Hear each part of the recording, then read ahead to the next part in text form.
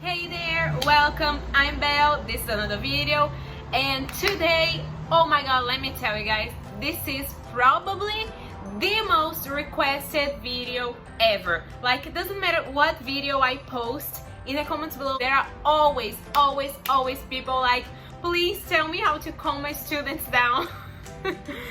So for the sake of pleasing you guys, I decided to make this video with 3 tips, and these are probably the most efficient tips, if not the most, like 3 of the most efficient tips on how to calm your students down and basically having a really calm and nice lesson. So yeah, without further ado, let's go right into the video. We have some things that I'm gonna be showing you for that. So the first thing that I have here is actually my favorite thing to use with my students. You can use this with students from, I don't know, 0, because they love this, from 0 to 10, 11 maybe. And it's this frog. So this is a wood frog, and it has this stick here, and you basically, it's basically a musical instrument, but for kids. So they get really amused by the idea of a frog, and what I do, I just go like this to calm them down. When they are really loud and talking a lot, I just go like this.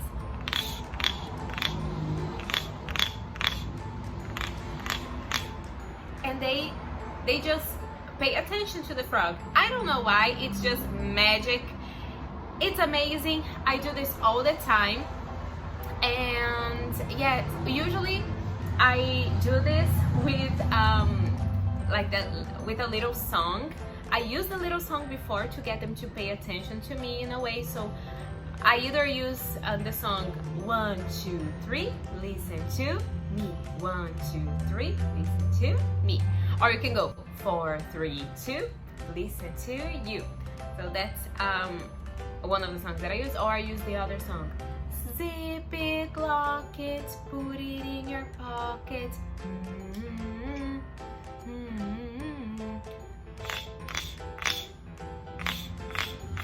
And then I start playing the frog. So this is my tip number 1. I already have a video on nursery rhymes and songs to calm students down, so if you haven't checked the video, please check this out. And I thought it was really fun to show you guys this little guy, because I think a couple weeks ago I made a video organizing the things from my locker where I used to work, and this frog came along, and I was like, I have to tell my friends on the internet about this. So if you haven't watched the video, check it out too. Like, what are you doing? You need to watch all the videos on this channel, so check the video out. So let's go to the second tip. The second thing that I use sometimes, this one I don't use all the time, only with smaller ones, because they get amused by basically anything that they can touch. So I usually have a microphone. Maybe you can get a microphone that doesn't have a cord like this one, or you can get a microphone that's not working and just cut it out.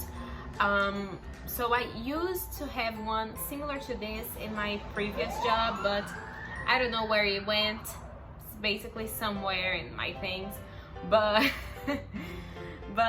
I usually get a microphone, and I say, okay, if you want to talk, you use the microphone, and I hand them the microphone to talk.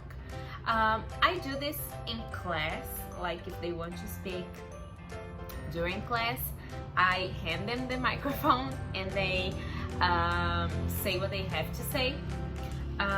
So yeah, I use this in class, but I also use this for a special moment in the beginning of the class, which is called news moment. So I asked them, do you have any news after a circle time? I also have a video on circle time. I'm not sure if I mentioned the news moment on in my circle time video. So you can check it out anyways, because it can be really helpful for you. But what I usually do is I sit them in a circle, ask them how they're doing, and after that I just say, okay, any news? And they raise their hand, and the student who has the microphone tells me about their news, what they have in mind. So the news moment is really, really good because throughout the class, because if they speak throughout the lesson, you just tell them this is not a news moment, so news moment is over. But if they have a question or anything, you can just hand them the microphone, and it helps a ton because they don't speak all at the same time. So this is tip number 2.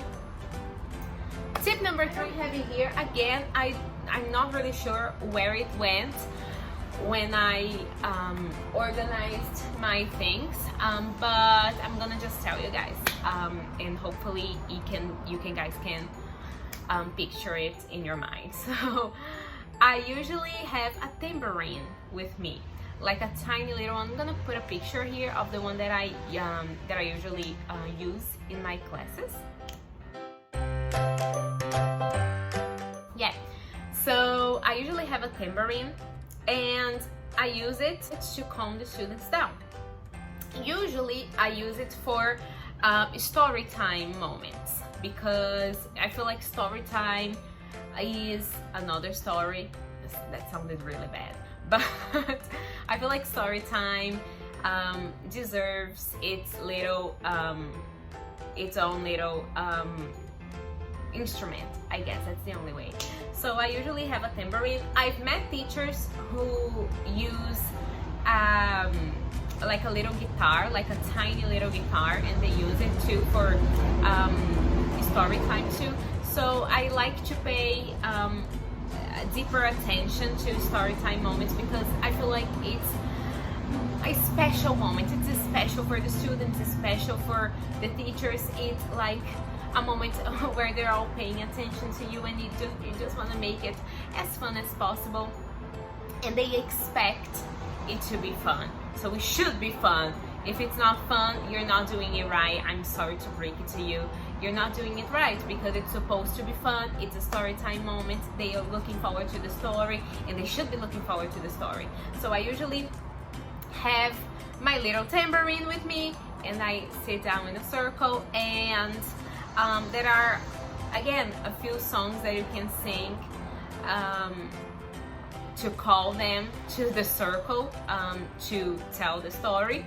One that I always use is "It's a story time, read with me, read with me, read with me.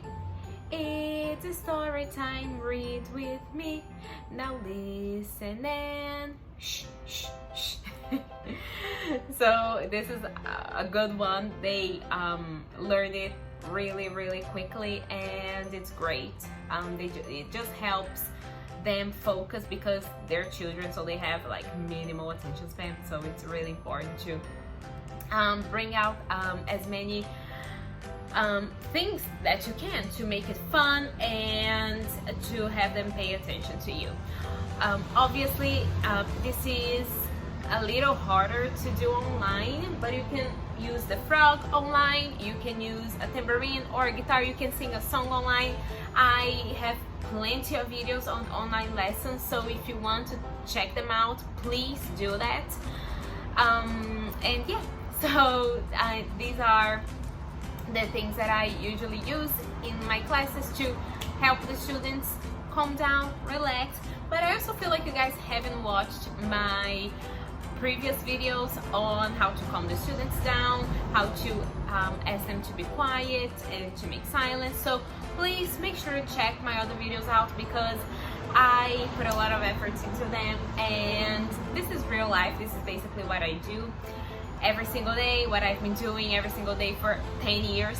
So thank you guys so much for watching. Don't forget to click the bell so you receive notifications every time I post a video. Don't forget that now I post a video on Friday and another video throughout the week. And yeah, don't forget to subscribe, and I see you soon for a brand new video. Bye!